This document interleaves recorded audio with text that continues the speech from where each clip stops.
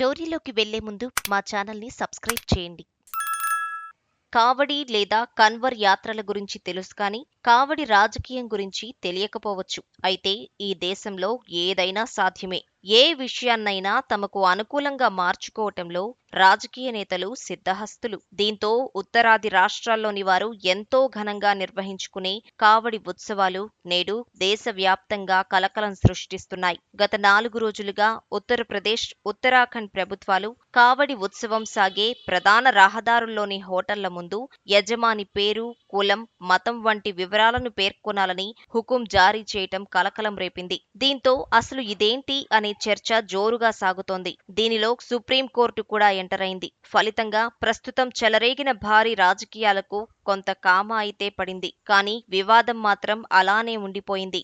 శ్రావణ మాసంలో ఉత్తరాది రాష్ట్రాలకు చెందిన శివభక్తులు తమ తమ ఊళ్లలోని శివాలయాల్లో గంగాజలంతో మహాదేవునికి అభిషేకం చేస్తారు. అలానే శివాలయాలను కూడా పవిత్ర గంగాజలంతో తడుపుతారు. దీనికి పురాణ ఇతిహాసం ఉంది. శ్రావణ మాసంలోనే జరిగిన క్షీరసాగర మదనంలో తొలుత పుట్టింది గరళం. తర్వాత లక్ష్మీదేవి ఉద్భవించింది. అందుకే శ్రావణ మాసంలో వరలక్ష్మీ వ్రతం చేస్తారు. గరళాన్ని మహాశివుడు పుచ్చుకొని గత కంఠంలో బంధించాడు. అయితే గరళం ఆయనకు ఇబ్బంది కలిగించకుండా ఉండేందుకు అభిషేకాలు చేస్తుండటం తెలిసిందే. ఇలా గరళం జనించిన సందర్భం, శివుడు దానిని పుచ్చుకున్న సందర్భాన్ని పురస్కరించుకుని ఆలయాల్లో ఆ రోజు విశేష అభిషేకాలు చేస్తారు. ఇక ఉత్తరాదిలో మాత్రం మరో సాంప్రదాయాన్ని అనుసరిస్తారు. అంటే శివలింగంతో పాటు ఆలయాలను కూడా పూర్తిగా గంగాజలంతో తడిపేస్తారు. దీనికి గాను తమ తమ ప్రాంతాల నుంచి శివభక్తులు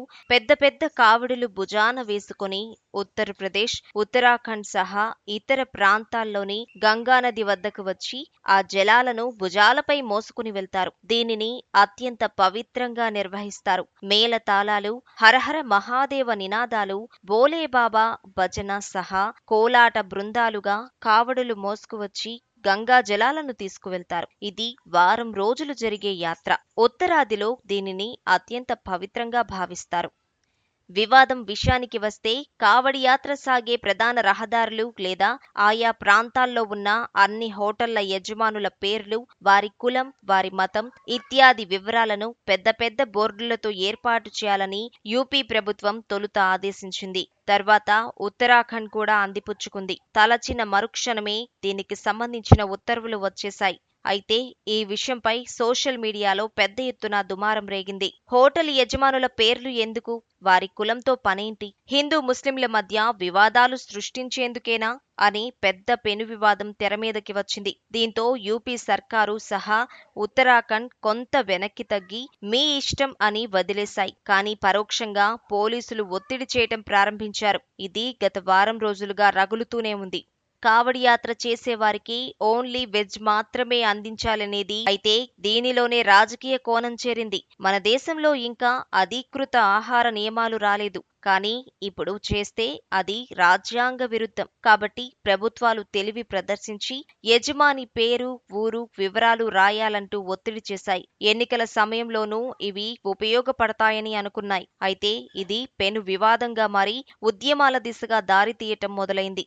ఉత్తరాఖండ్, యూపీల్లో జరుగుతున్న ఈ వ్యవహారంపై ఎక్కడో పశ్చిమ బెంగాల్కు చెందిన ఎంపీ మొహువా మొయిత్రా సుప్రీంకోర్టును ఆశ్రయించారు. అదేవిధంగా మరో స్వచ్ఛంద సంస్థ కూడా పిటిషన్ వేసింది. దీనిని విచారించిన కోర్టు యజమాని పేర్లు అవసరం లేదు, వారు వండి వడ్డించే ఆహార పదార్థాల మెనూను బహిరంగపరిస్తే చాలు అని తాజాగా తీర్పు వెలువరించింది. దీంతో కొంతమేరకు వివాదానికి కామపడినా రాజకీయ కుటిల వ్యూహాలు, వ్యక్తులను విభజించి ఓటు బ్యాంకు పొందాలనుకునే వ్యూహాలు మాత్రం అలానే ఉన్నాయనేది స్పష్టమైంది.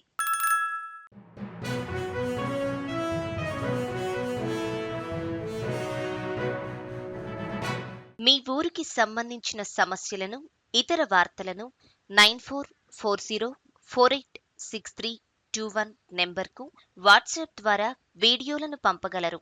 వాటిని మా తెలుగు టీవీలో ప్రసారం చేయటం జరుగుతుంది. మెరుగైన సమాజం కోసం మీతో మేము అడుగులు వేస్తాం.